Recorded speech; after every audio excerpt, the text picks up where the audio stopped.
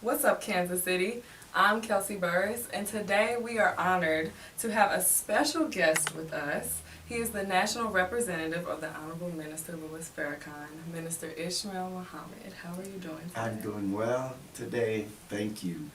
Thank you for coming on. So, can you tell us what it means to be the national representative of Minister Louis Farrakhan?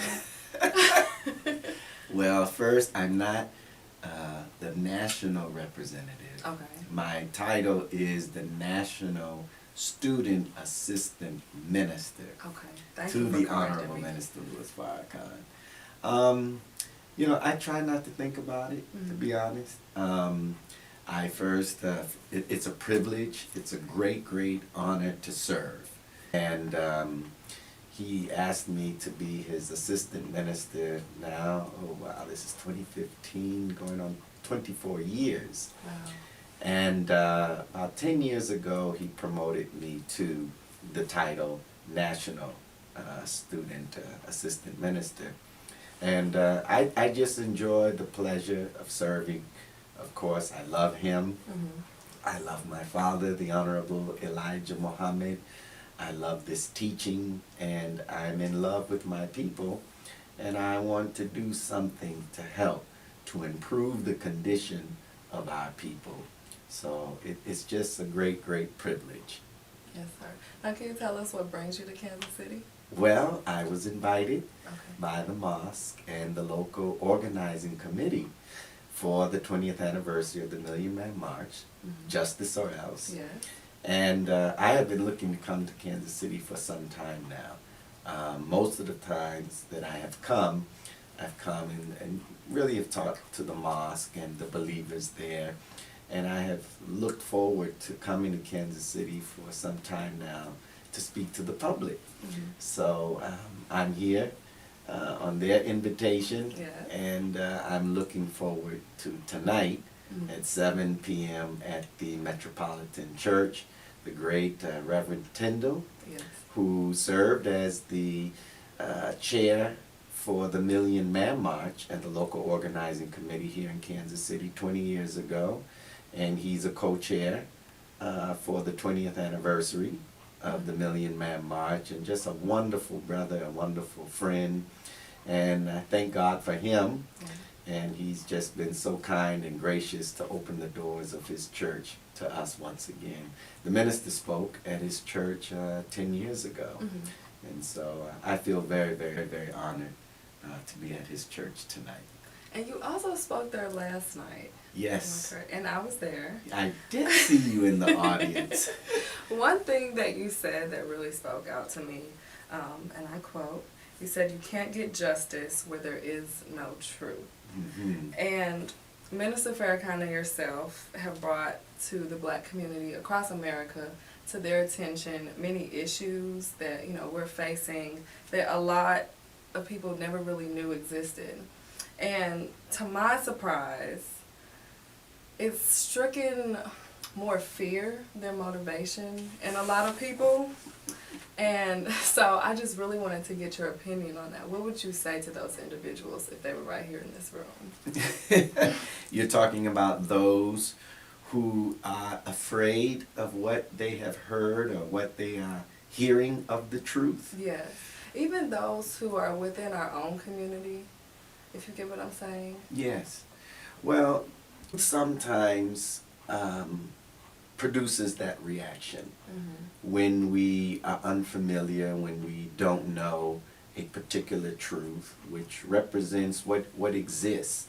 We have fear of the unknown, that which we know, that which we are familiar with. We have grown to be accustomed to that. So when we hear something that comes outside of what we know, something that's introduced that contradicts or flies in the face of what we have been taught or what we believe, there's a fear, there's apprehension. As it relates to specifically Minister Farrakhan's call, justice or else. The Right. or else has so many people frightened and wondering, well, what is this or else all about? And is Minister Farrakhan going to bring us to Washington, D.C., and are we going to be slaughtered, and all of that. And so, but it really has nothing to do with some of the things that we derive our own interpretation or understanding of what or else is all about. So truth frightens people. It frightens those to whom truth is to benefit, and of course it frightens the oppressor and the wicked. But ultimately, as Jesus said, the truth will free you. Yeah. And Jesus said that we would know the truth, and the truth will free us. So we have no reason to be frightened. We have no reason to be fearful, you know, especially in the face of what we're suffering as a people. So if we don't challenge those fears, we'll never be free. If we don't challenge those fears, we'll never get the justice that we seek. So we have to be convicted of that truth, and once we're convicted of that truth, then fear goes away. Yeah. Well, from my perspective, the Black community is missing 3 key factors, which is definitely economics, economic structure, education, and love for one another. So, your perspective, what is the ideal vision or goal for the Black community? Where are we now, and where do we need to be? Oh, that's a big question. Well, we're not in a good place, Ralph. Right. And ultimately, where we need to go is we need to put ourselves in a position that brings to us the honor, the respect, and the self-dignity that other peoples and nations on the planet enjoy. And that means that at some point we are going to have to assess, and that point I believe is now, where we have to assess the relationship that we have with our 400-year-old enemy. Are we going to get justice living under the former slave master? We have tried everything, and yet to this very day we still have not received what we rightfully deserve. Look at our economics. What is missing? We bring $1.3 trillion into the Black community, yet our reckless, wasteful spending has us spending the money foolishly, yet we don't have any institutions that we can point to and speak to. Yet we are still talking about a poor or inadequate education that's being taught to our children. Well, what responsibility ultimately are we going to accept as a people to educate ourselves, feed ourselves, clothe ourselves, build affordable housing for ourselves? When are we as a people going to take those steps that other free and independent people on the planet have taken? And they have less than what we have, but they're called nations and they have their own flag. Should we not as a people begin to take a free and independent step? As the Honorable Elijah Muhammad said, they gave us, referring to the slave master, our freedom. Well, why don't we take an independent step that we may enjoy the freedom that our former enemy has given to us? And why don't we collectively pool our resources so that we can build the institutions, create jobs for our people? We're too dependent on another people for the needs that we could and should be supplying for ourselves. So at some point, we are going to have to consider whether or not separation is what we really need to look at. You know, our people are like, excuse this example, a silly woman. She's been in a relationship or married for a number of years. She says, I love my husband and I don't want to leave him. And sometimes that's true because out of the love of the woman, she knows the pain and the circumstances of her man, and she desires that her man overcome whatever impediments is in his life that cause him to be abusive. But if that man does not avail himself to some help that would allow for him, whether it's anger management or to get at the root of his problem, the question is, should that woman, should that wife remain in that relationship if it's detrimental, if that relationship causes her pain, if it's an abusive relationship? All her friends and her family will say, hey girl, you need to leave that man. Right. You know, why you keep suffering under this? He hits you, he's verbally abusive, he's emotional abusive. You need to get out that relationship. Well, that's the way we are as a people. We have been joined to the white man far too long. At some point, intelligence says, you know, we need to consider separating because we cannot coexist like this. One of us is going to hurt the other. Now, you're already hurting me, Right. you know, but hopefully to avoid something that could be more catastrophic, we need to consider separating. Now, in the separation, there can be the thought of reconciliation, even before we get to the divorce court. But we got to separate. Right. And that is where I believe we are at in this moment in our history.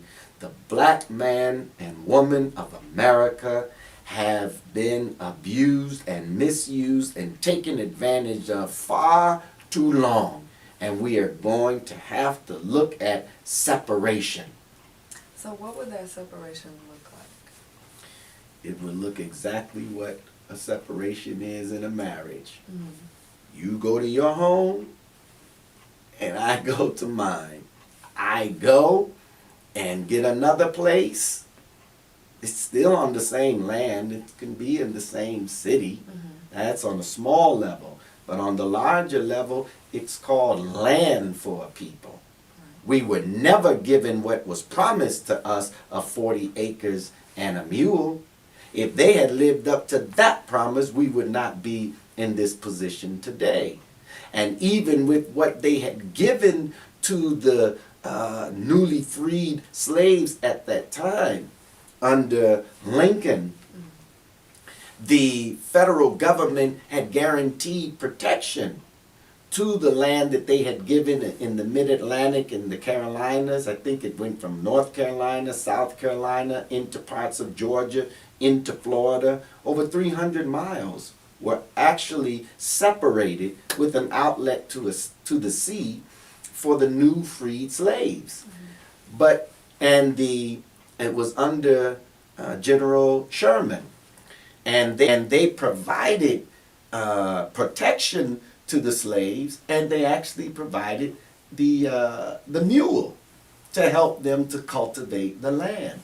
But after President Lincoln was assassinated, then I forget the name of the president that succeeded him in office, but he revoked what the promise that was made. The federal troops were withdrawn, so we were no longer protected. And of course, the racist or racism and the white supremacist mind of the South, they came in, and of course the rest is history with Jim Crow and the lynching and the night riders and all of that. The point is, at the end of the day, we need land that we can call our own. You know, we have to get some of this earth that we can call our own and begin to build our own reality from the land. So the Honorable Minister Louis Farrakhan, as his teacher, before him, the Honorable Elijah Muhammad and Dr. King, they all demanded land. So we have to get land because land is the pathway to wealth. Land is everything.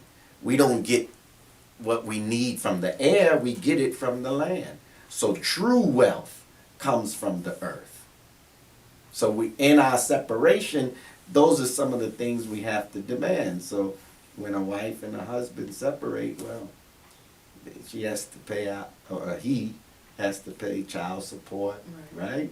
There's certain things, and if he, of course, if the spouse is responsible for some of the success and the wealth that he has made, in some states, you can get half, right? Yes. Well, okay. So what are we owed now? Well, something that I also wanted to bring to your attention is, to me, one of the most powerful influences on the American people today is media. And so I really wanted to get your perspective on how does programs like What's Up Kansas City change the media landscape, and how can we as community leaders and organizers take advantage of this tool to reach our community? Well, you take advantage. That's I think the beauty of social media and the internet, because those of us who have a message to get out, we don't have to be dependent anymore on traditional mediums of the mass media, whereas before the internet we were limited to the networks in terms of television and as well as radio. But now we have the internet.